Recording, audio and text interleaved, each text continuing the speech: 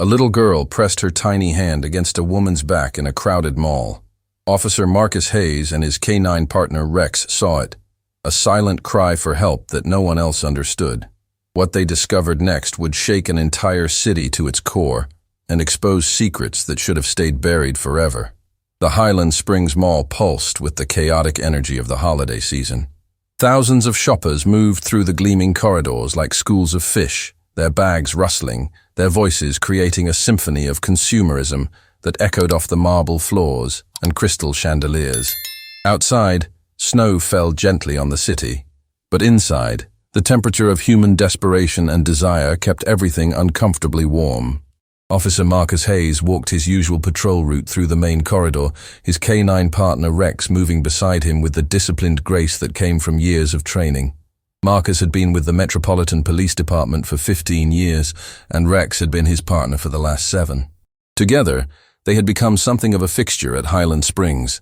The friendly cop with the intelligent German shepherd who never failed to attract crowds of children wanting to pet the police doggy. But Marcus knew better than most that appearances could be deceiving. Rex wasn't just a friendly face for community relations. He was one of the most highly trained detection dogs in the entire state, with certifications in narcotics, explosives, and search and rescue that had taken years to earn. His nose could detect substances that even the most sophisticated electronic equipment might miss. And more importantly, Rex had an instinct for danger that Marcus had learned to trust completely. "Good boy," Marcus murmured, his hand resting lightly on Rex's head as they paused near the central fountain where parents took photos of their children with the massive holiday decorations. The fountain itself was a work of art, imported Italian marble with water that danced in choreographed patterns synchronized to classical music playing through hidden speakers. Marcus watched the crowd with the trained eye of someone who had seen too much human suffering to ever be completely at ease in public spaces. He noticed the tired mother struggling with 3 children and shopping bags, her face showing the stress of trying to create holiday magic on a budget that probably didn't stretch far enough. He saw the elderly couple holding hands as they window shopped, their slow pace creating obstacles for the impatient younger shoppers who wove around them with barely concealed irritation. He observed the teenagers clustered near the electronics store, their laughter too loud, their confidence too fragile, their eyes constantly checking phones for validation that never quite satisfied. But it was Rex who noticed her first. The dog's entire body went rigid, his ears pricking forward with laser focus toward something in the crowd that Marcus couldn't immediately identify. Rex's training was so ingrained that he didn't bark or lunge. He simply froze in place and stared, his body language screaming alert to anyone who knew how to read it. Marcus followed Rex's line of sight and saw what had captured the dog's attention. A woman in her early 30s walking through the crowd with a young girl who appeared to be around 7 or 8 years old. At first glance, there was nothing unusual about them. The woman carried shopping bags from expensive stores, wore elegant clothing that spoke of wealth and privilege, and moved with the confident stride of someone who belonged in spaces like this. But Rex saw something. Marcus didn't. Not yet. The little girl walked slightly behind the woman, her small hand occasionally reaching out to touch the woman's back as if to keep track of her in the crowd. Her eyes were enormous and alert, taking in everything around her with an intensity that seemed unusual for a child her age. While other children in the mall were pointing excitedly at toys, begging parents for treats, or melting down from sensory overload, this little girl moved in complete silence. Marcus felt Rex tense even more, and that's when he started paying closer attention. Something about the dynamic between the woman and child felt off, though he couldn't immediately articulate what it was. The woman never looked back at the girl, never checked to make sure she was keeping up, never engaged with her at all. It was as if the child was simply following, not being led. "What is it, boy?" Marcus whispered, trusting Rex's instincts even when his own training hadn't yet identified the problem. They began following at a discreet distance, weaving through the crowd while trying not to be obvious. Marcus had learned over the years that innocent people rarely notice police presence, but those with something to hide developed a sixth sense for surveillance. The woman led the girl into Crystalline Dreams, one of the mall's most expensive jewelry stores. Marcus positioned himself outside with a clear view through the floor-to-ceiling windows, pretending to check his phone while Rex sat alert beside him. To casual observers, they looked like any officer taking a break, but Marcus's attention was completely focused on what was happening inside that store. Through the window, he watched the woman browse diamond necklaces with the help of an attentive sales associate who clearly recognized wealth when she saw it. The little girl stood perfectly still beside a display case, her hands folded in front of her, her eyes downcast. She didn't fidget, didn't explore, didn't do any of the things children normally did when forced to endure adult shopping trips. That's when Marcus saw it, the moment that would change everything. The little girl's hand moved to press against the woman's back, but it wasn't the casual touch of a child seeking reassurance. Her palm was flat, fingers spread wide, held there for just a moment before being withdrawn. Then she did it again, and again, each time in exactly the same way, with the same deliberate placement, the same duration. Marcus felt his blood run cold as recognition slammed into him. He had seen that signal in training videos. Every law enforcement officer in the country had been required to watch them. It was the hand signal that had gone viral online, the silent signal that someone in danger could use to alert others without their captor knowing. Palm flat against any surface, fingers spread, held just long enough to be noticed by those who knew what to look for. It was the international signal for, "I need help." Rex whined softly, his body trembling with the desire to act on whatever he was sensing. Dogs couldn't understand complex human signals, but they could read fear, stress, and danger with an accuracy that often surpassed human perception. Rex knew something was desperately wrong with that little girl, even if he couldn't articulate what. Marcus's mind raced through protocols and possibilities. He couldn't just storm into the store based on a hand signal that the woman clearly hadn't noticed. If he was wrong, if this was simply an awkward guardian-child relationship, he would be violating their rights and potentially facing a lawsuit that could end his career. But if he was right, if that little girl was silently screaming for help, every second he delayed could be catastrophic. The woman completed her purchase, a diamond necklace that probably cost more than Marcus made in 3 months, and turned toward the exit. The little girl immediately fell into step behind her, her movements so practiced that Marcus realized with growing horror that this wasn't new. This child had been trained to follow, to stay silent, to be invisible.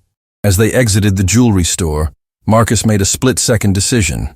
He stepped directly into their path, his hand raised in the universal gesture for stop, his voice professional, but firm. "Excuse me, ma'am. I'm Officer Hayes with the Metropolitan Police. Could I speak with you for just a moment?" The woman's face transformed instantly. The polite shopping expression disappeared, replaced by something cold and calculating. But her voice remained perfectly modulated, every word chosen with care. "Of course, officer. Is something wrong?" She smiled, but it didn't reach her eyes. "I'm in a bit of a hurry, but I'm always happy to cooperate with law enforcement."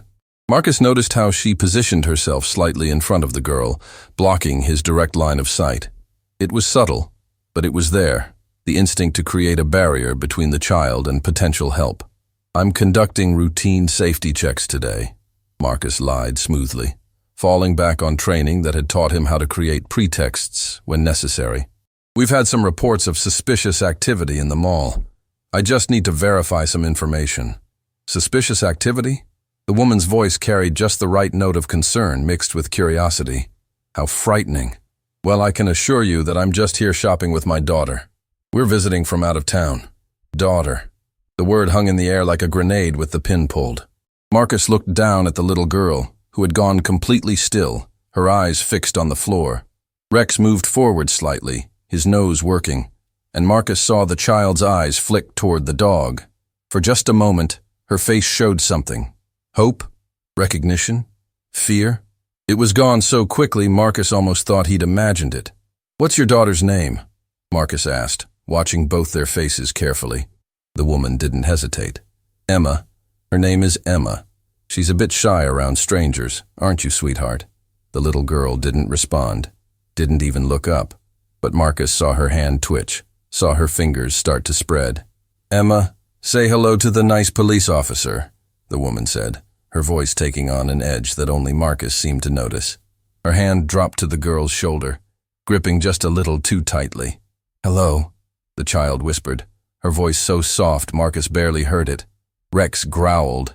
It was a low, quiet sound that most civilians would miss, but Marcus heard it clearly.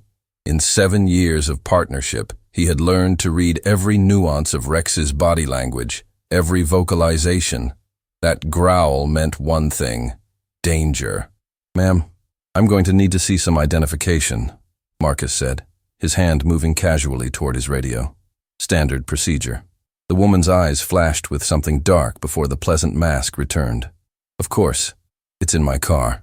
We're parked in the west garage. If you'd like to follow us." "No need," Marcus interrupted. "We can take care of it right here." "What's your name?" The pause was barely perceptible, but it was there. The woman was calculating, deciding how much truth to mix with lies, evaluating her options. "Victoria Morrison," she finally said. "Mrs. Victoria Morrison. My husband is actually waiting in the car. We really should be going." "I'll just need a moment more of your time," Marcus insisted, his tone still professional, but now carrying the weight of authority that came with the badge. He keyed his radio. "Dispatch, this is Unit 7 requesting a background check on Victoria Morrison, possible resident of—" He looked at the woman. "What's your home address, Mrs. Morrison?" The woman's face went through a series of micro-expressions: anger, calculation, fear, and finally decision. Marcus saw the exact moment she chose to run. "Actually, officer, I just remembered.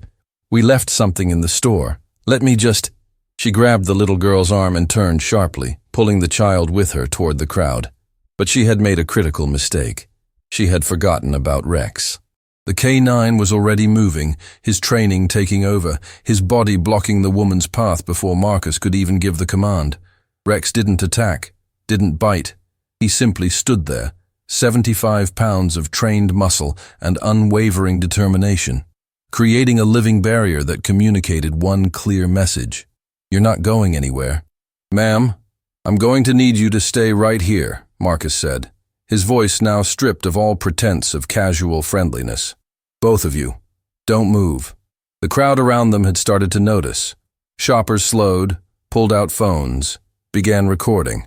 Marcus could see the woman's mind racing, calculating odds, looking for exits, evaluating whether she could push through somehow. But it was the little girl who changed everything. She looked up at Rex, and Rex looked back at her.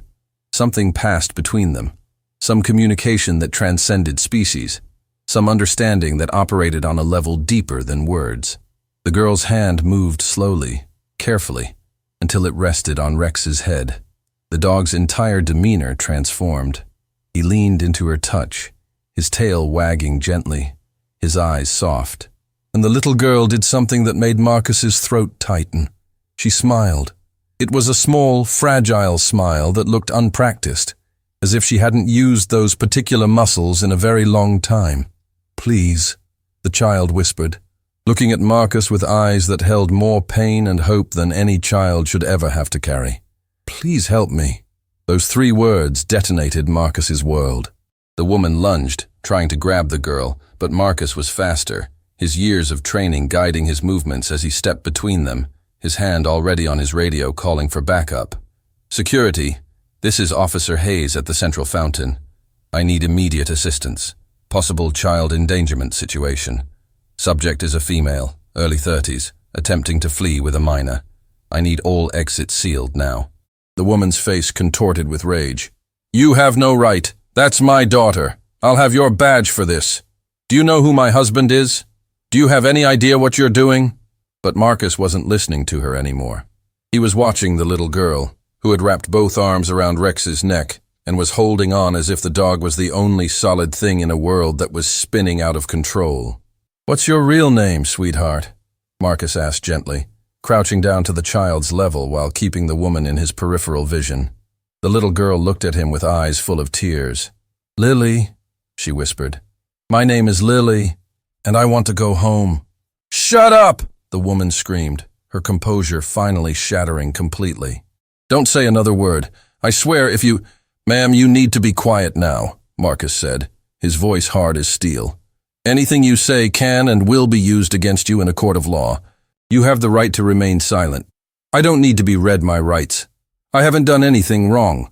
But even as she said it, Victoria Morrison's eyes were darting around, looking for escape routes that were rapidly disappearing as security personnel converged on their location. Marcus continued reading the Miranda rights while calling for Child Protective Services and additional officers. Around them, the holiday shoppers had formed a circle, their phones held high, recording everything. Later, those videos would go viral, would be played on every news station in the country, would spark conversations about vigilance and child safety that would last for months. But in that moment, Marcus was focused on only one thing: the little girl holding on to Rex as if her life depended on it. Because maybe it did. "Lily," Marcus said softly, "you're safe now. I promise you're safe. No one is going to hurt you." The child looked up at him, and for the first time since he'd noticed her in the crowd, Marcus saw something besides fear in her eyes. He saw the beginning of hope. But what he didn't know, what none of them knew yet, was that this was just the beginning. The woman shouting about lawyers and rights wasn't Lily's kidnapper. She wasn't even the mastermind. She was just one small piece of something much larger, much darker, and much more terrifying than anyone in that mall could possibly imagine. The truth about who Lily really was, where she had come from, and what had been done to her, would take weeks to uncover. And when it finally came out, it would shake the foundations of the entire city, expose crimes that reached into the highest levels of society, and prove that sometimes the most desperate cries for help come in complete silence. Rex sat beside Lily, his training forgotten, his instincts taking over as he pressed his warm body against the trembling child. And Marcus made a silent promise to both of them. Whatever came next, whatever darkness they were about to uncover, he would see it through to the end. Justice would be served. The truth would come out. And Lily would finally be safe. The interrogation room at the Metropolitan Police Headquarters was designed to be deliberately uncomfortable. Fluorescent lights hummed overhead with a frequency calculated to increase stress. The walls were painted an institutional beige that seemed to absorb hope. A metal table bolted to the floor separated Marcus from Victoria Morrison, who sat with her arms crossed, her expensive jewelry catching the harsh light as her lawyer whispered urgently in her ear. But Marcus wasn't in that room. Not yet. He was 3 doors down in the Child Advocacy Center, watching through a one-way mirror as Detective Sarah Chen conducted the most important interview of both their careers. Lily sat in a room that looked nothing like the interrogation spaces. This one had soft lighting, comfortable furniture in gentle colors, and toys scattered strategically to help traumatized children feel safe enough to speak. Rex lay beside Lily on the floor, his head resting on her lap. The regulations said K-9 units weren't supposed to be present during official interviews, but Sarah had taken one look at how the child clung to the dog and made an executive decision. Sometimes rules needed to bend for humanity to flourish. "Lily," Sarah said gently, her voice carrying the specialized training she'd received for interviewing child victims, "can you tell me how long you've been with Victoria?" The little girl's fingers moved through Rex's fur in repetitive patterns, a self-soothing gesture that made Marcus's heart ache. When she finally spoke, her voice was so quiet that Sarah had to lean forward to hear. "I don't know. A long time. Since before." "Before what, sweetheart?" "Before I forgot what home looked like." The words hit Marcus like a physical blow. He had worked hundreds of cases during his 15 years on the force, had seen terrible things that kept him awake at night. But there was something about the matter-of-fact way this child described losing her memories of home that made him want to punch the wall. Captain Raymond Torres stood beside Marcus, his jaw tight. Torres had built his career on maintaining professional distance from cases, but even he couldn't hide the emotion in his eyes as he watched the small girl struggle to answer questions that should never have to be asked. "How many others like her do you think are out there?" Torres asked quietly. "I don't want to think about it," Marcus replied, "but we're about to find out." Sarah continued the interview with the patience of someone who understood that healing and justice both required time. "Lily, can you tell me your last name? Or where you lived before you were with Victoria?" The child's face scrunched up with concentration, as if she was trying to retrieve information from a distant memory that kept slipping away. "Thompson, I think, or... no. Thomason? The letters got mixed up in my head." "That's okay. You're doing great." Sarah made notes on her tablet, her movement slow and non-threatening. "Do you remember your parents' names?" Lily's eyes filled with tears. "Mama. She was just Mama. And Daddy. We lived in a house with a red door. I remember the red door. And there was a swing in the backyard, and Daddy would push me so high I thought I could touch the clouds." The tears spilled over. But that was before everything changed. Marcus pulled out his own tablet and began searching missing children databases. Red door, swing set. Parents named Mama and Daddy, not helpful, but the surname variations of Thompson or Thomason, combined with the girl's approximate age and physical description, might narrow the field. There are 67 missing children matching the general parameters in the national database from the last 5 years, Torres said, already ahead of Marcus's search. That's not counting the ones who were never reported missing. The words hung heavy in the air. Not all missing children made it into databases. Some vanished from situations where no one was looking for them, from foster care, from homeless families, from circumstances where their absence went unnoticed by a system that had already failed them. "Sir," a young officer named James Park appeared at Marcus's elbow, his face pale. "You need to see what we found in Victoria Morrison's car." They left the observation room and followed Park through the maze of corridors to the evidence processing bay. The black luxury sedan had been towed from the mall parking garage and now sat under harsh lights while forensic technicians photographed every inch. "The registration comes back to a shell corporation," Park explained. "We're working on tracing the ownership chain, but it's buried under layers of legal entities. However, look what was hidden in a compartment under the rear seat." He opened an evidence bag and carefully removed a leather-bound planner. Marcus pulled on latex gloves and began flipping through pages that made his blood run cold. Names. Dozens of names, each with dates, locations, and what appeared to be coded notations. Some names had check marks beside them. Others had been crossed out entirely. "Are these—" Marcus couldn't finish the sentence. "We think they're children," Torres said grimly, having followed them from the observation room. The dates appear to correspond with reported missing children cases from 7 different states over the last 3 years. We're cross-referencing now, but preliminary results are showing matches. Marcus felt sick. This wasn't just one kidnapped child. This was a network, an organization, something that had been operating in plain sight while they had all been blind to it. "There's more," Park said, pulling up photos on his tablet. Hidden in the trunk under a false floor.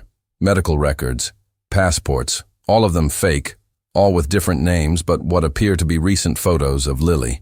And this. He showed them a photograph that had been laminated and hidden in an envelope. It showed Lily, but a different Lily. A younger Lily with bright eyes and a genuine smile, standing between 2 adults who were clearly her parents. They were at a park, the red door of a house visible in the background. Someone had written on the back in neat handwriting, "Emma Thomason, age 5, Heritage Park, Riverside." "Emma Thomason," Marcus repeated. "Not Lily. Her real name is Emma." "We've already contacted Riverside PD," Torres said. "They're pulling the case file now. Emma Thomason was reported missing 3 years ago when she was 5 years old.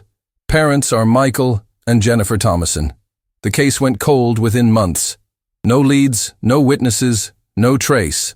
Marcus stared at the photograph of the happy family that had been torn apart. 3 years. Emma, Lily, had been missing for 3 years, and during that time she had been turned into someone else. Her memories systematically erased or confused, her identity stolen. "We need to contact the parents," Marcus said. "Already done. They're driving here now. They should arrive sometime tonight." Torres's phone buzzed. "That's Sarah. She needs us back at the observation room." When they returned, the interview had progressed. Emma, Marcus forced himself to think of her by her real name, was drawing on paper that Sarah had provided. The drawing showed a house with a red door, but surrounding it were dark scribbles and stick figures that radiated menace. "Emma, can you tell me about these people in your drawing?" Sarah asked gently. "The bad people. They came at night. I remember now. I was playing in the front yard and Mama went inside to answer the phone. Then there was a van, and someone grabbed me and put something over my face that smelled funny. And when I woke up, everything was different." The clinical description of her kidnapping made Marcus's hands ball into fists. Chloroform, probably.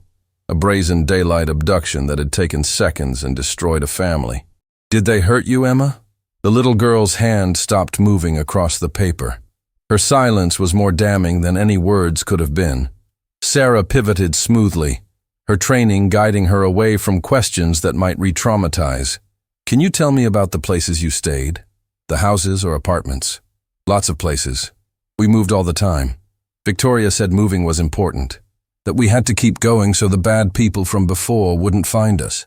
She said my old parents didn't want me anymore, that they had forgotten about me. Emma's voice broke. She said I was lucky she took care of me now. The manipulation was textbook. Kidnap a child young enough to be confused, isolate them, feed them lies about their past, create dependency on the captor. It was psychological warfare waged against someone whose brain was still developing, whose memories were malleable, whose trust could be weaponized. Emma, you were very brave today, Sarah said, giving that signal to Officer Hayes and his dog Rex. Where did you learn to do that? For the first time, a hint of pride crossed the child's face. I saw it on a phone. Victoria was shopping and I saw someone's phone playing a video about the hand signal. The video said if you're in danger and can't talk, you can use your hand to tell people you need help. I remembered it. I practiced it in my head every day, waiting for someone who would understand. Marcus felt his eyes burning. This 8-year-old child had seen a viral video about safety signals, had understood its significance, had memorized it, and had waited, possibly for months, for the right moment to use it. She had saved herself through sheer determination and intelligence. Rex knew, Emma continued, reaching down to hug the dog. He saw me, and he knew something was wrong. Dogs always know, don't they? Yes, Sarah agreed. Dogs always know. Emma, I need to tell you something important. We found out your real name. Your parents named you Emma, and they've been looking for you every single day since you disappeared. They never forgot you. They never stopped searching. The child's eyes went wide. My real parents? They're still looking for me? They're on their way here right now. They'll be here soon. And when they arrive, you'll see that they never stopped loving you. Not for one single second. Emma burst into tears. Not the silent, suppressed crying Marcus had seen earlier, but the loud, body-shaking sobs of a child releasing 3 years of trauma, fear, and desperate hope. Rex whined and pressed closer, and Sarah moved forward to put a comforting hand on the girl's shoulder. Marcus had to step away from the observation window. Torres followed him into the corridor where Marcus stood with his back against the wall, breathing hard, fighting to maintain the professional composure that was cracking under the weight of what they had uncovered. This is bigger than one child, Torres said. The planner had dozens of names. If even half of them are missing children. We need the FBI, Marcus said. This crosses state lines. This is organized. This is funded. Victoria Morrison is just one person in a larger network, and we need to find out who else is involved before they scatter. Already called them. Special Agent Linda Morales is flying in from the regional office. She specializes in child trafficking networks. Torres paused. Marcus, you did good work today. Rex did good work. That little girl is alive because you paid attention and trusted your instincts. She's alive, but she's been traumatized for 3 years. Her childhood was stolen. Her identity was erased. How many others are out there right now in the same situation, waiting for someone to notice their silent signals? Before Torres could answer, Officer Park appeared again. Sir, Victoria Morrison's lawyer is threatening to file complaints about the conditions of detention. He's demanding that his client be released immediately or charged with specific crimes. And there's something else. The background check on Victoria Morrison came back. That's not her real name either. What? Victoria Morrison is an alias. The real Victoria Morrison died 15 years ago in a car accident. Someone has been using her identity, her social security number, her entire life. We have no idea who the woman we arrested actually is. Marcus felt the case expanding like a balloon filling with water, getting larger and more complex with every passing minute. They had arrested someone who didn't exist, who had been traveling with a stolen child, who had a planner full of names that suggested dozens of other victims, and who was connected to a network that had the resources and sophistication to create false identities and operate across multiple states. Hold her on identity fraud for now, Torres decided. That buys us time while we build the kidnapping case. And put a guard on Emma's room. If this network realizes we have her, they might try something desperate. Marcus returned to the observation room where Emma had finished crying and was now falling asleep on the comfortable couch, her head resting against Rex's side. The dog's eyes were half closed, but Marcus could see the alertness still there. Rex was on duty, protecting the child even in sleep. Sarah exited the interview room quietly and joined Marcus in the observation area. She's exhausted. I've called Child Protective Services to arrange emergency foster placement for tonight, but I think she should stay here under protection until we understand the scope of this situation. Agreed. Her parents will be here soon. We should prepare them for what they're going to see. She's not the same child they lost 3 years ago. No child ever is after something like this, Sarah said sadly. But children are resilient. With the right support, the right therapy, she can heal. She can rebuild. Through the glass, they watched Emma sleep, her small hand still tangled in Rex's fur, her face finally peaceful after years of hidden fear. And in interrogation room 3, the woman who called herself Victoria Morrison sat in silence, her expensive jewelry gleaming under harsh lights, her secrets locked behind lips that smiled even now, as if she knew something they didn't. The real investigation was just beginning. The conference room on the 4th floor of Metropolitan Police Headquarters had been hastily converted into a family reunification space. Someone had brought in softer lighting, moved out the harsh institutional furniture, and added chairs that didn't look like they belonged in a police station. A child psychologist named Dr. Patricia Wells stood near the window, her tablet containing notes about trauma-informed reunification practices that she'd spent years perfecting. Marcus stood in the corridor outside, watching through the window as Michael and Jennifer Thomason sat holding hands so tightly their knuckles had gone white. They had driven through the night, arriving just before dawn, and the years of searching showed in every line of their faces. Jennifer's eyes were red-rimmed from crying. She hadn't stopped since Torres had called with the news that Emma had been found alive. Michael kept clearing his throat, unable to speak, his jaw working as he fought to maintain composure. They need to understand that she might not remember them immediately, Dr. Wells had explained during the briefing. 3 years is a lifetime for a child her age. Her memories will be fragmented, confused. She's been told lies about them, told they abandoned her. The reunion needs to be gentle, needs to be on Emma's terms. But Marcus could see that no amount of professional advice could prepare parents for the moment they were about to experience. How do you rebuild a relationship with a child who was stolen from you? How do you bridge 3 years of absence? How do you compete with the lies and manipulation that had been systematically planted in her mind? Sarah Chen appeared beside Marcus, 2 cups of coffee in her hands. She offered him one, and they stood together in tired solidarity. Neither had slept. The investigation had consumed the entire night as they traced connections, interviewed witnesses from the mall, and coordinated with federal agents who were already en route. FBI agent Morales lands in 2 hours, Sarah said. She's bringing a task force. Apparently, our case connects to 3 other investigations they've been running in different states. The planner we found matches patterns they've been tracking. How many children? Marcus asked, though he wasn't sure he wanted to know the answer. They're not certain yet. The coded notations in the planner are complex, but preliminary analysis suggests at least 40 children over the last 5 years. 40 families destroyed, 40 childhoods stolen. The number hit Marcus like a punch to the gut. 40 children who had been ripped from their homes, their identities erased, their memories manipulated. 40 families who had lived every parent's worst nightmare. And this was just one network, just one planner. Just one small glimpse into a darkness that apparently stretched much further than anyone had imagined. The woman we arrested still hasn't said a word, Sarah continued. Her lawyer is playing hardball, demanding we charge her or release her. But the forensics team found something interesting in her phone records. She was in contact with someone using an encrypted messaging app. They're trying to crack it now, but whoever she was communicating with knew how to hide their tracks. Marcus took a sip of coffee that tasted like ashes. She's not going to break. She's too trained, too prepared. We need another angle. We have one, Sarah said, nodding toward the conference room. Emma remembers things. Not everything, but pieces. Dr. Wells thinks that seeing her parents might trigger more memories, might help us fill in gaps about where she's been. who she's seen, what the network structure looks like. The door to Emma's temporary room opened, and the little girl emerged holding Rex's leash. The K9 walked beside her with protective devotion, his training temporarily suspended, as he had apparently decided that his primary mission was keeping this child safe. Emma wore donated clothes from the emergency supplies kept for situations like this.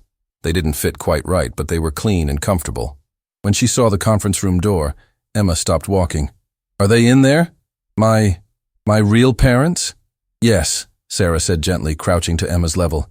"Your mom and dad are waiting to see you. They've missed you so much, Emma.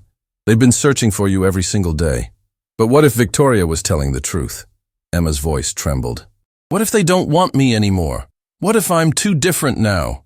Marcus felt something crack inside his chest. This child had been so thoroughly manipulated that even with rescue, even with safety, she still believed the lies her captors had planted. "Emma," he said, kneeling beside Sarah, "parents don't stop loving their children. Ever. I promise you that what Victoria told you was a lie. Your parents love you. They never forgot you. They never gave up." Emma looked at Rex, as if seeking the dog's opinion. Rex's tail wagged gently, and something in that simple gesture seemed to give the little girl courage. "Okay," she whispered. "I'm ready." Dr. Wells opened the conference room door, and Marcus watched from the corridor as Jennifer Thomason saw her daughter for the first time in 3 years. The sound that came from the mother was barely human, a cry of joy and agony combined, a release of 3 years of grief and hope colliding in a single moment. "Emma," Jennifer breathed, standing slowly as if sudden movement might make her daughter disappear again. "Oh my God, Emma, baby. Is it really you?" Emma stood frozen in the doorway, her hand gripping Rex's leash like a lifeline. Marcus could see her mind working, trying to match the faces in front of her with the fragmented memories she'd retained. Her small face scrunched with concentration, with effort, with desperate hope that these strangers might actually be the parents she'd almost forgotten. Michael Thomason couldn't maintain composure anymore. Tears streamed down his face as he took a tentative step forward. "Emma, it's Daddy." "And Mama. We're here, sweetheart. We're finally here." "Daddy?" Emma's voice was small, uncertain, but somewhere in that word was recognition trying to surface through layers of manipulation and fear. "Yes, baby. It's me. It's us. We've been looking for you for so long." Emma's eyes suddenly widened, and her free hand moved to cover her mouth. "The red door," she whispered. You painted it red because of what I said. I said I wanted our door to be red like the fire truck I saw." Jennifer's sob was audible even from the corridor. Yes, you were 4 years old, and you loved fire trucks, and you said our door should be red so the firemen would know we were friends with them. You remember, Emma? You remember?" The dam broke. Emma dropped Rex's leash and ran across the room and crashed into her parents' arms with the force of 3 years of separation finally ending. Jennifer and Michael collapsed to their knees, wrapping their daughter in their arms, all 3 of them crying so hard they shook. Marcus had to turn away. Even Sarah, who had worked these cases for years, wiped at her eyes. Dr. Wells stood quietly in the corner, documenting the reunion, but clearly moved beyond her professional training. Rex padded over to Marcus and sat beside him, looking up with eyes that seemed to understand exactly what was happening. Marcus scratched the dog's ears, grateful for the partner who had made all of this possible. Without Rex's instincts, without his alert at the mall, Emma might still be lost. "We have a problem." Torres appeared suddenly, his expression grim. Morrison, or whatever her real name is, just lawyered up even harder. Her attorney has filed motions claiming illegal detention, improper procedure, violation of rights. He's good, Marcus. Really good. The kind of legal representation that costs serious money. Someone's protecting her, Marcus realized. Someone with resources. Exactly. And there's more. The FBI ran facial recognition on her booking photo. She's not in any criminal databases, but they got a hit from a society page in California from 8 years ago. She was at some charity gala for a children's hospital, photographed with several prominent business leaders and politicians. She was using a different name then, Catherine Ashford. Sarah joined them, pulling up the photo on her tablet. The woman at the gala looked younger, more refined, but it was definitely the same person they'd arrested.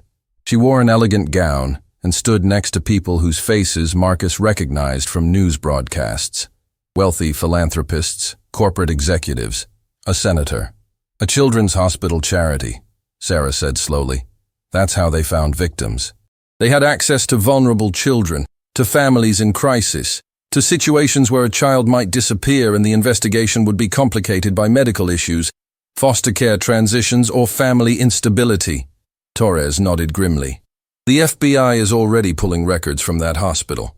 They're also looking into other charities, other networks where someone could identify and access vulnerable children.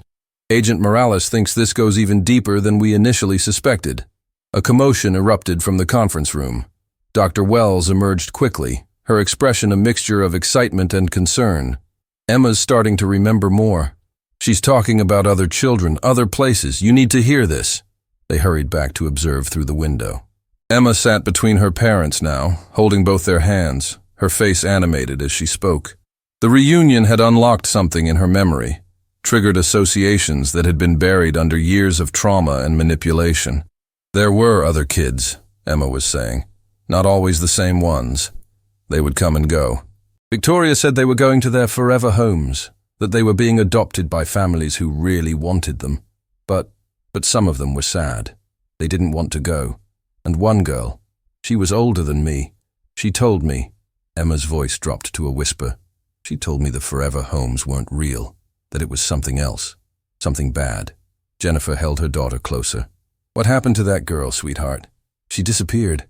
Victoria said she ran away, but I heard sounds that night. Scary sounds. And in the morning the girl was just gone and we never talked about her again. Marcus felt ice in his veins. The implications were clear and horrifying. Not all the children in this network were being held for ransom or adoption fraud. Some were disappearing into something even darker. Emma, Dr. Wells said gently, do you remember the girl's name? Emma's face scrunched up with concentration. Riley. She said her name was Riley, and she was from somewhere with mountains. She showed me a picture once that she'd hidden. It was her with her mom and little brother at some mountain place. Sarah was already on her tablet, searching databases. Riley. Mountains.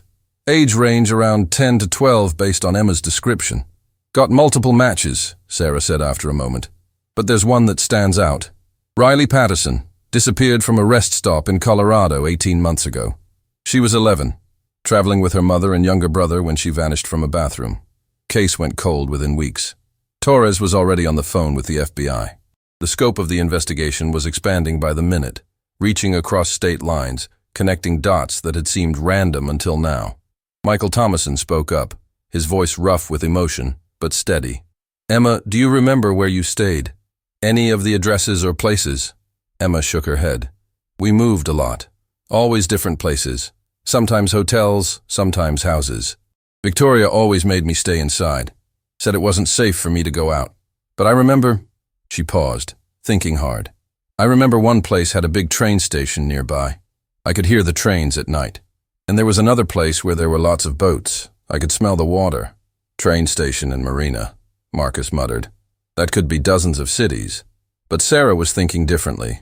Or it could help us trace movements.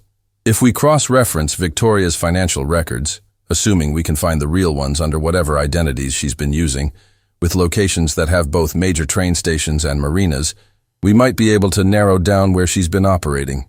Officer Park appeared, slightly out of breath. Sir, the encryption team cracked the messaging app. You need to see what they found. They followed Park to the cybercrimes unit, where a young technician named Melissa Tran was staring at a screen filled with decoded messages. Her face was pale.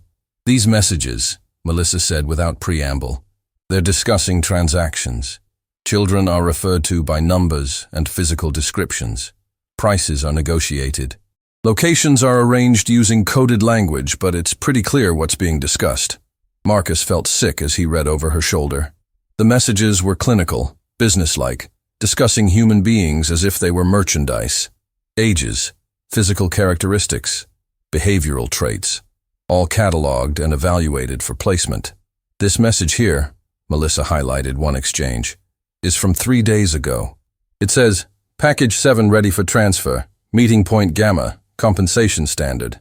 That was the day before you arrested Victoria at the mall.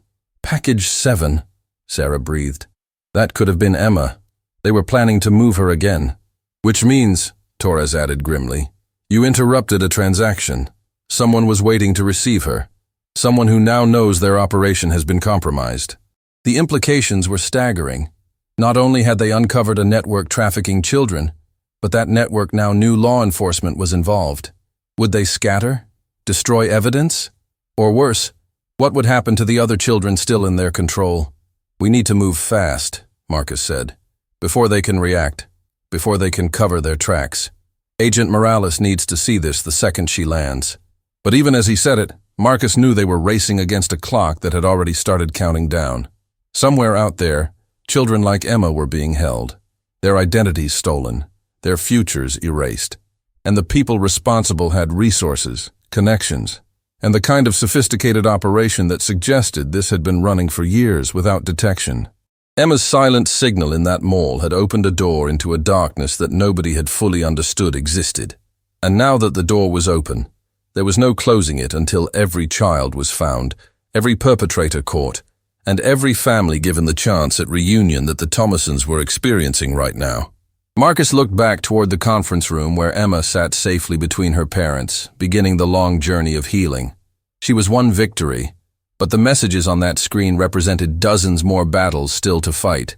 Rex brushed against Marcus's leg, and he reached down to touch the dog's head. "Good boy," he murmured. "We're not done yet." And they weren't. The real investigation was just beginning. Special Agent Linda Morales arrived at Metropolitan Police Headquarters with a team that looked like they'd been assembled for a military operation. 6 federal agents, 2 forensic accountants, a digital crime specialist, and a child trafficking expert who had spent the last decade tracking networks across 3 continents. They commandeered the largest conference room, and within an hour had transformed it into a command center bristling with technology, maps, and evidence boards that told a story more horrifying than anyone had initially imagined.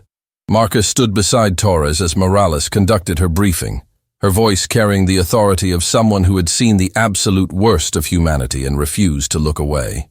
"What you've uncovered here isn't an isolated operation," Morales began, gesturing to a digital map that showed connections spreading across 12 states. "We've been tracking fragments of this network for 3 years. Children disappearing from vulnerable situations, foster care transitions, medical facilities, homeless families, immigrant communities. Always children who fell through systemic cracks, whose disappearances wouldn't trigger immediate massive searches." She pulled up photographs of faces. So many faces, that made Marcus's stomach turn. Children of various ages, various backgrounds, all with the same haunting similarity in their eyes, the look of people who had been made invisible. "The network operates like a corporation," Morales continued. "Multiple tiers, compartmentalized information, specialized roles. The woman you arrested, Catherine Ashford, Victoria Morrison, whatever her real name is, she's middle management. She acquires, transports, and temporarily houses the children, but she's taking orders from someone higher up, and she's coordinating with others at her level." "How many others?" Sarah asked from her position near the evidence board. "We've identified at least 7 other women operating in similar patterns across different regions. They use charity work, volunteer positions, and social services connections to identify targets. They're patient, methodical, and they have resources that suggest serious financial backing." Morales clicked to another slide showing financial records that had taken her team years to compile. "Follow the money, and you find shell corporations, offshore accounts, and payments flowing from sources we're still trying to trace. But here's what we know. This network has generated approximately $43 million over the last 5 years. The number hung in the air like poison. $43 million. From stolen children. "The encrypted messages you decoded are the breakthrough we've been waiting for," Morales said, looking directly at Marcus. "Catherine made a mistake using that messaging app from her phone. She got comfortable, got careless. Those messages give us meeting locations, transaction schedules, and references to other members of the network. We can use this." "How?" Torres asked. "By setting a trap. Catherine was supposed to transfer Emma, Package 7, to someone else. That meeting was scheduled for tomorrow at what they call Meeting Point Gamma. We've decoded that location. It's a rest stop off Highway 12, about 60 miles from here. Someone is going to show up expecting to receive a child. Instead, they're going to find us. Marcus felt a surge of grim satisfaction.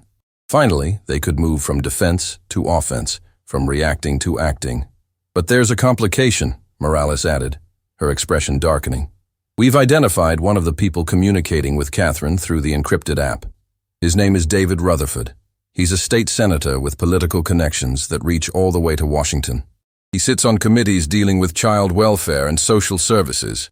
The revelation sent shockwaves through the room.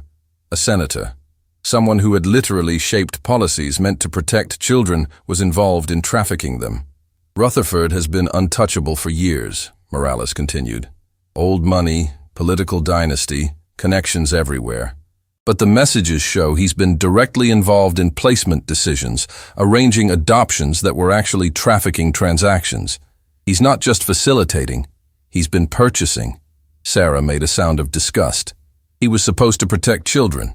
He used his position to access them instead, Morales said flatly.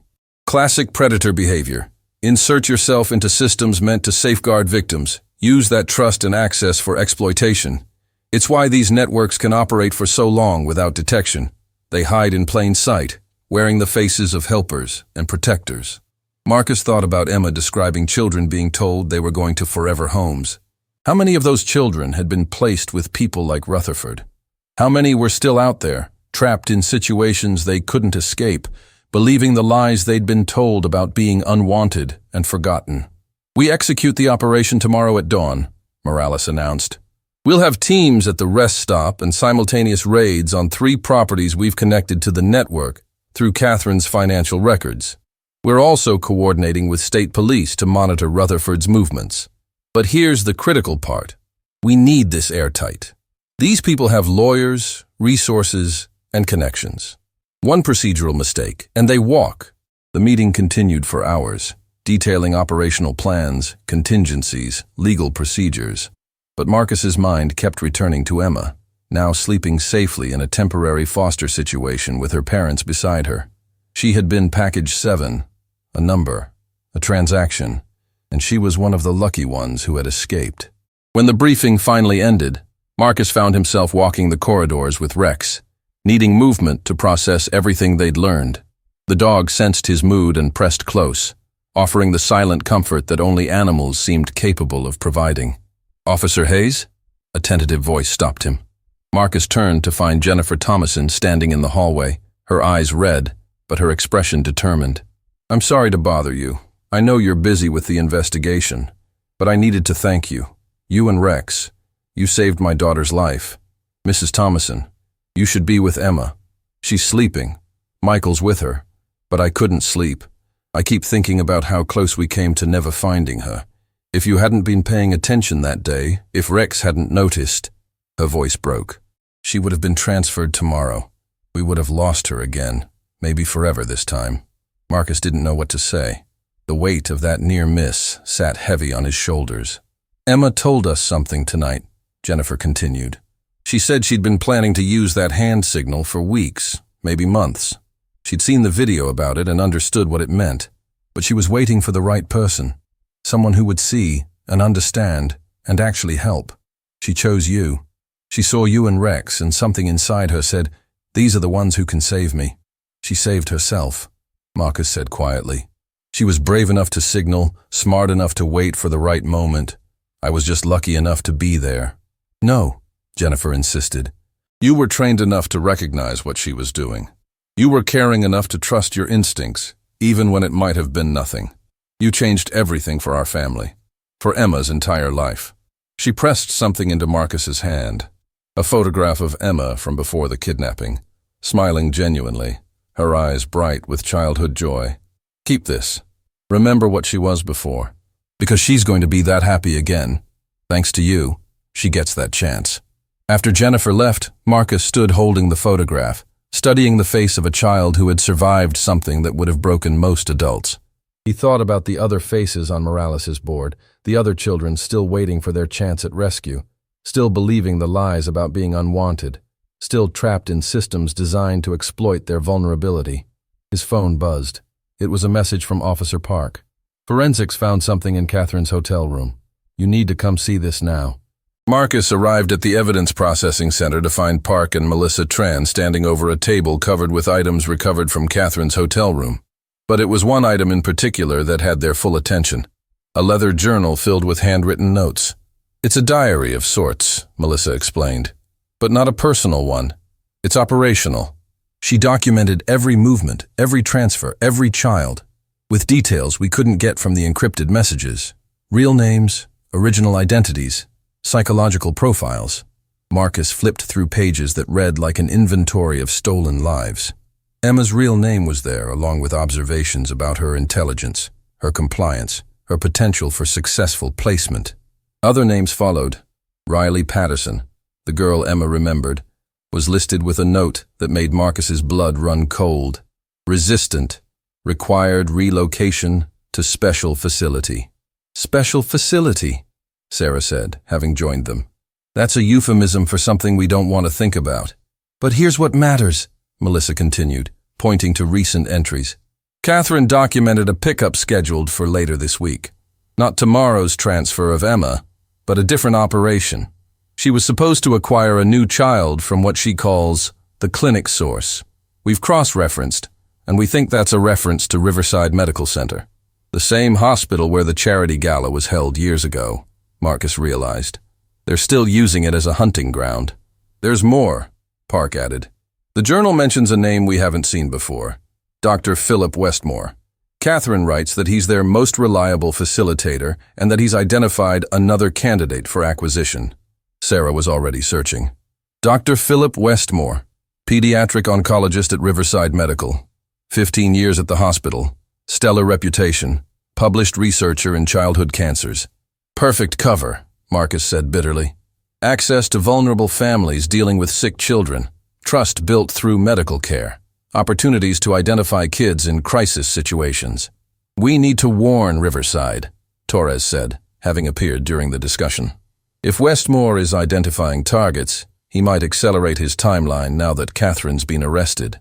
I'll coordinate with Morales, Sarah said, already moving. We'll need to approach this carefully. If Westmore realizes we're onto him, the lights in the building flickered suddenly, and then the backup generators kicked in with a low hum. An alarm began sounding somewhere in the distance. What the hell? Torres grabbed his radio. This is Captain Torres. What's happening? Sir, we've had a security breach, a dispatcher's voice crackled back. Someone accessed the evidence storage area. They're gone now, but... A pause. Sir, Catherine Ashford is gone. She's escaped. The command center erupted into controlled chaos. How had Catherine escaped from a secure detention facility? Who had helped her? What did she take with her? The answers came quickly and were worse than anyone imagined. Security footage showed a corrections officer, later identified as someone who'd been working there less than 6 months, opening Catherine's cell and escorting her out through a service entrance. The guard had disappeared as well, leaving behind only a fake ID and a work history that was apparently entirely fabricated. They had someone on the inside, Morales said, her voice tight with fury. This network has been planning for contingencies, planting people in positions where they could interfere with investigations. We have to assume they know everything, our plans, our targets, our timeline. The operation tomorrow is compromised, Torres concluded. No, Morales countered. The opposite. Catherine's escape tells us they're desperate, that they know we're closing in. They'll try to evacuate whatever children they still have in their control, try to erase evidence, try to scatter before we can act, which means we move up our timeline. We don't wait for tomorrow, we go tonight. Marcus felt Rex tense beside him, sensing the shift in energy, the preparation for action. What do you need from us? Everything, Morales said. Every officer, every resource, every advantage we can get. Because if we don't move now, if we give them time to regroup, we might never get another chance. Those children will disappear into systems where we'll never find them. Within the hour, a coordinated operation involving federal agents, local police, and state authorities was mobilized. Teams were dispatched to the rest stop where Emma's transfer was supposed to occur, to the properties linked to Catherine's financial records, to Riverside Medical Center where Dr. Westmore worked, and to a dozen other locations that the journal and encrypted messages had revealed. Marcus found himself assigned to the team heading to a warehouse district near the old industrial sector. The journal had mentioned a holding facility in that area, a place where children were kept during transitions between placements. It was a long shot. The facility might have been cleared out already, might be abandoned, might be a trap, but they had to check. As Marcus loaded into the tactical vehicle with Rex and 5 other officers, he thought about Emma's photograph in his pocket, about all the other faces on Morales' board, about children who were right now waiting in the darkness for rescue that might never come. "We're going to find them," he told Rex quietly as the vehicle pulled out of the garage into the night. "We're going to bring them home." The dog looked at him with eyes that seemed to understand the promise, the weight of it, the absolute necessity of it. Rex had found one child already. Tonight, they would find more. The city lights blurred past as they raced through empty streets toward a warehouse that might hold answers, might hold victims, might hold nothing at all. But they had to look, had to try, had to honor Emma's courage by fighting for every other child who hadn't yet found their moment to signal for help. The operation that was supposed to happen at dawn was happening now, in darkness, against an enemy who knew they were coming. It was dangerous, rushed, improvised, but it was also necessary, because somewhere out there, children were waiting, and Marcus had made a promise to bring them home. The warehouse district looked like a graveyard for the city's industrial past. Abandoned buildings stood like silent monuments to jobs that had moved overseas, their broken windows staring empty into the night. Marcus's tactical vehicle rolled to a stop 3 blocks from their target location, engines cutting to silence as the team prepared for approach. The warehouse they'd identified sat at the end of a dead-end street, surrounded by chain-link fence topped with razor wire. Security cameras mounted at intervals suggested someone cared about what happened inside those crumbling brick walls. The building itself was unremarkable. 3 stories of weathered industrial architecture that could have been storing anything from furniture to machinery to stolen lives. "Thermal imaging shows heat signatures inside," the tactical commander whispered through the radio. "Multiple sources, some small enough to be children. At least 6, maybe more." Marcus felt his heart rate spike. 6 children. 6 families who might get their lives back tonight. But also 6 children who were right now terrified, confused, possibly in danger from captors who knew law enforcement was closing in. Rex pressed against Marcus's leg, the dog's body coiled with anticipation. They'd trained for building searches countless times, but this was different. This wasn't searching for contraband or suspects. This was searching for victims who needed them to be perfect, to be fast, to be successful. "FBI teams are hitting the other locations simultaneously," the commander continued. "Riverside Medical Center is secure. Doctor, Westmore has been detained for questioning. Senator Rutherford's office and residence are being searched under federal warrant. This is our only location with confirmed presence of possible victims. We go in quiet. We secure the children first. We worry about arrests second. Everyone clear?" Affirmatives crackled through the radio. Marcus checked his gear one final time, his hand resting on Rex's head for a moment of connection before chaos began. The team moved through shadows like ghosts, approaching the warehouse from multiple angles. Marcus and Rex were assigned to the east entrance. A loading dock door that thermal imaging suggested led to the area where the heat signatures were concentrated. 2 other officers flanked them, weapons ready, faces grim with determination. The lock on the loading dock door was new, expensive, completely out of place on a supposedly abandoned building. The breaching specialist made quick work of it, and then they were inside, moving through a corridor that smelled of rust and something else, something that made Marcus's stomach turn. Fear. The scent of fear was almost palpable in the stale air. Rex's nose worked overtime, processing information that human senses couldn't detect. The dog moved forward with purpose, leading them deeper into the building, past empty rooms and stripped equipment, until they reached a stairwell leading down. A basement. Of course there was a basement. Predators always chose basements, isolated, soundproof, easily secured. The tactical team descended in formation, each step measured, each breath controlled. At the bottom, they found a steel door that looked military-grade, completely incongruous with the decrepit building around it. This door had cost serious money, had been installed by professionals, was meant to keep people in and keep people out. "Breaching now," the specialist whispered, applying his tools to the lock mechanism. The door opened with a click that sounded deafening in the silence, and then Marcus saw what lay beyond, and his training almost failed him. The basement had been converted into a holding facility that looked like something from a nightmare. Individual cells lined the walls, not cages exactly, but small rooms with reinforced doors and small windows. Fluorescent lights buzzed overhead, casting everything in a sickly pale glow. And in those cells were children. A boy who couldn't have been more than 6 years old sat on a narrow cot, his eyes enormous as he stared at the armed officers entering. A teenage girl stood pressed against the back wall of another cell, her expression a mixture of hope and terror. More children became visible as the team spread out, some sleeping, some awake, all showing signs of prolonged trauma. "Secure the area," the commander ordered. "Medical team, we need you down here now. Someone find the keys to these doors." But Rex had already moved past the cells, his attention focused on something else. The dog stopped at another door at the far end of the basement, his body going rigid in the alert posture that Marcus had learned meant danger. "We've got something," Marcus called out, approaching the door with his weapon raised. The door wasn't locked.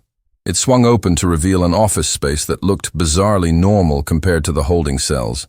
Desk, computer, filing cabinets. And sitting at the desk, calmly destroying hard drives with a hammer, was Catherine Ashford. She looked up as Marcus entered, and her expression showed no fear, no surprise, only calculation. "Officer Hayes, and the clever dog. I should have known you'd figure it out." "Step away from the computer," Marcus ordered. "Hands where I can see them." Catherine stood slowly, raising her hands but smiling that same cold smile she'd worn at the mall. "Do you really think this changes anything? You found one location, one small piece of a network that spans the entire country. We've been doing this for 15 years. 15 years of operating right under your noses. You think arresting me stops anything?" "It stops you," Marcus said. "And every piece we take down makes the whole network weaker." "Does it?" Catherine's smile widened. "Or does it just make us more careful? We'll adapt. We always adapt. There will always be vulnerable children, and there will always be people willing to pay for them. You saved these 6 tonight. Congratulations. But tomorrow there will be 6 more, and 6 more after that, because the demand never stops." The words hit like physical blows, but Marcus refused to let her see the impact. "The FBI has your records, your communications, your financial trail. They've arrested Dr. Westmore. Senator Rutherford is going down. Your network is done." For the first time, Catherine's composure cracked slightly. "Rutherford? They actually moved on him? Federal agents are at his residence right now. Turns out even political connections can't protect you when the evidence is overwhelming." Catherine's face went through a series of expressions before settling on resignation. "Well, I suppose that's that then." She lowered her hands slowly, reaching for something on the desk. "Don't move!" Marcus shouted, but Catherine was already grabbing what looked like a phone.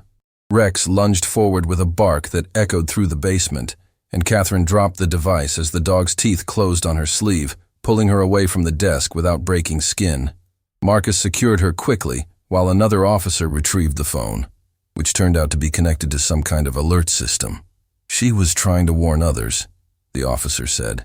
"Good thing your dog stopped her." As Catherine was led away in handcuffs, Marcus turned his attention to the real priority, the children. The medical team had arrived and was carefully opening the cell doors, speaking in soft voices to kids who flinched at sudden movements, who had clearly been conditioned to expect punishment rather than rescue.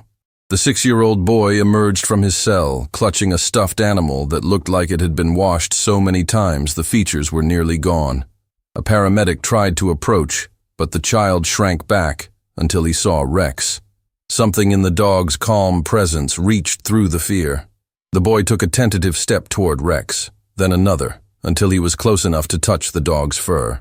Rex sat perfectly still, allowing the child to pet him, to press his face against the warm fur, to begin crying the way he probably hadn't been allowed to cry for however long he'd been captive. "What's your name, sweetheart?" the paramedic asked gently. "To Tommy," the boy whispered. "I want my mom." "We're going to find your mom, Tommy, I promise."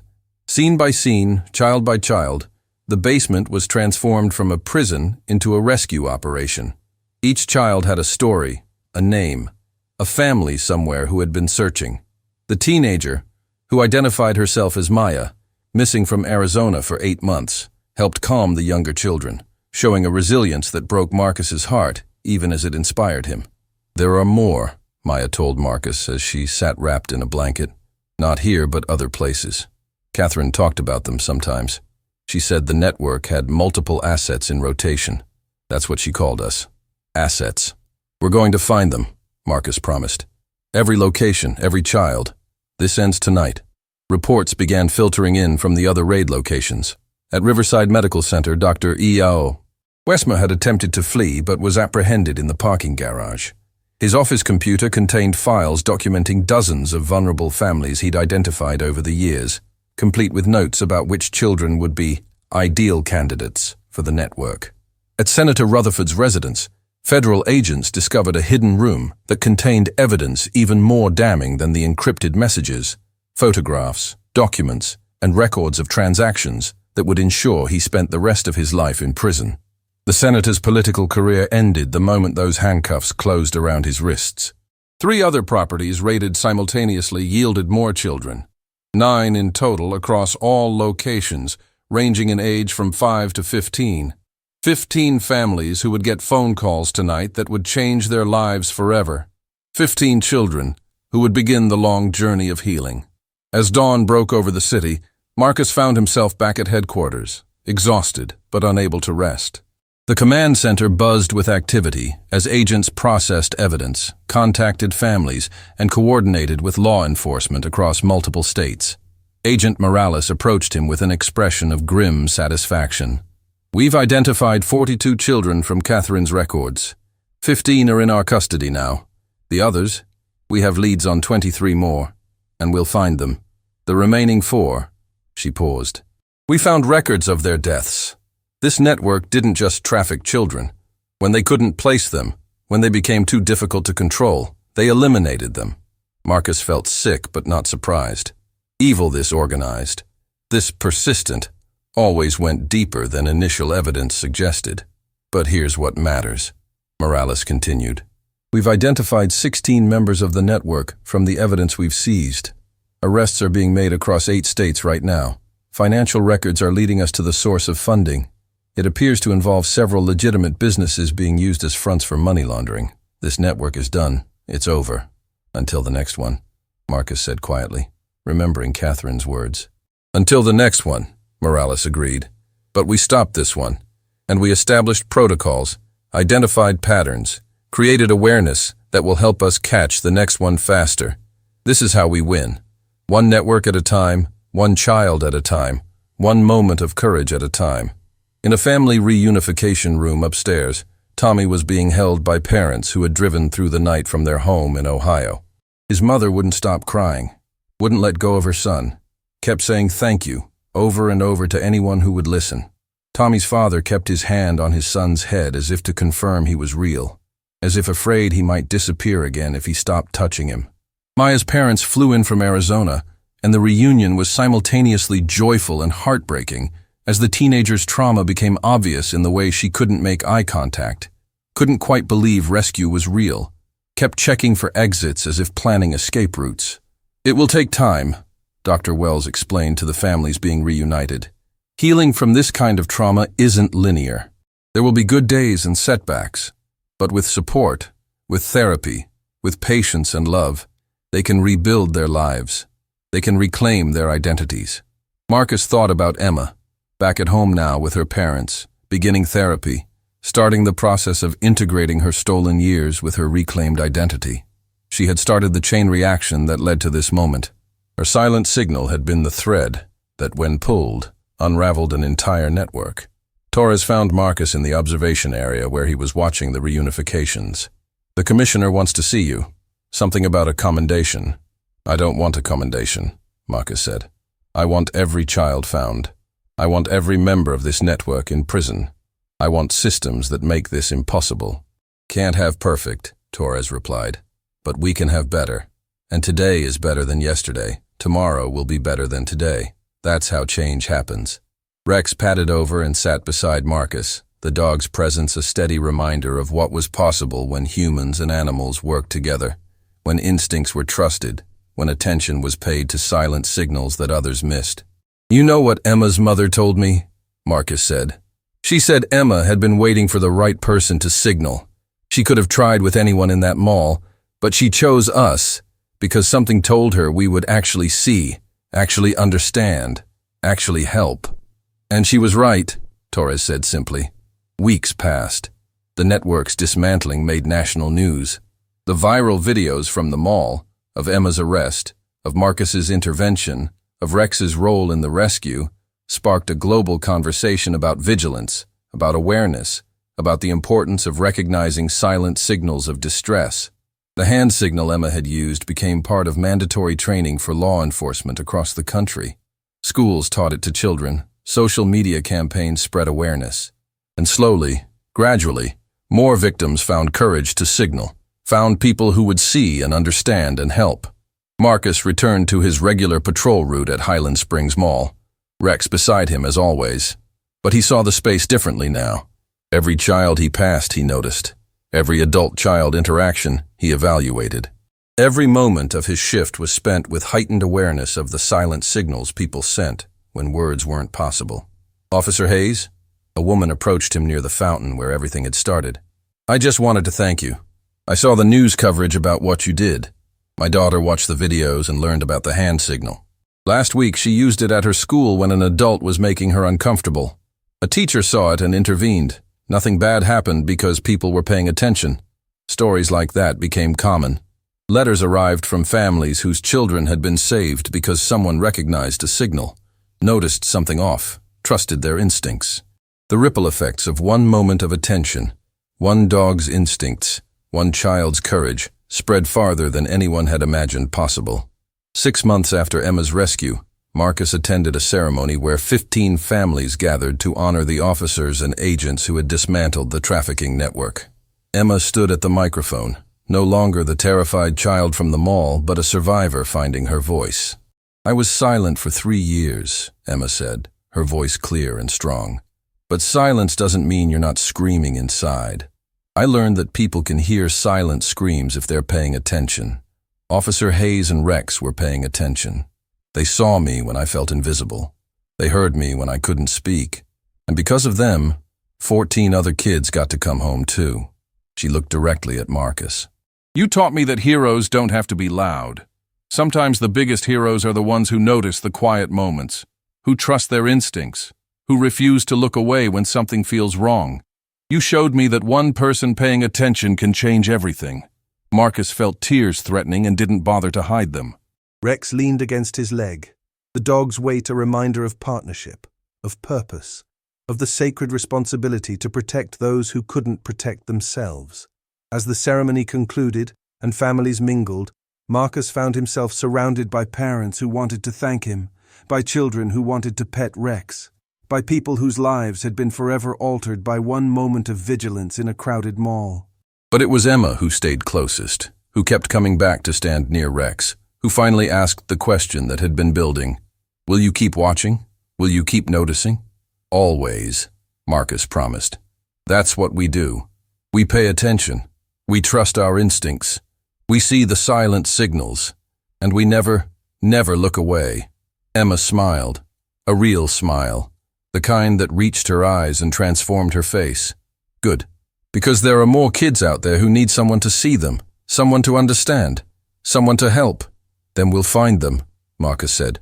"One signal at a time, one child at a time, for as long as it takes." Rex barked once, as if in agreement, and Emma laughed, a sound of pure joy that represented healing, hope, and the resilience of the human spirit. The network had been destroyed. Justice had been served. Families had been reunited. But more than that, awareness had been created. A movement had begun. And somewhere out there, another child who felt invisible was learning that silent signals could be heard by those who were truly listening. Marcus Hayes and his partner Rex would continue their patrols, continue their vigilance, continue their sacred work of paying attention to the moments others missed. Because in a world where evil operated in silence, the answer was people who refused to be silent in their watch. Heroes came in all forms: dogs who trusted their instincts, children who refused to give up hope, officers who paid attention when it mattered most. And together, they proved that even in the darkest situations, courage could shine through. That one moment of bravery could spark a revolution. That silence, when properly heard, could scream loudly enough to change the world.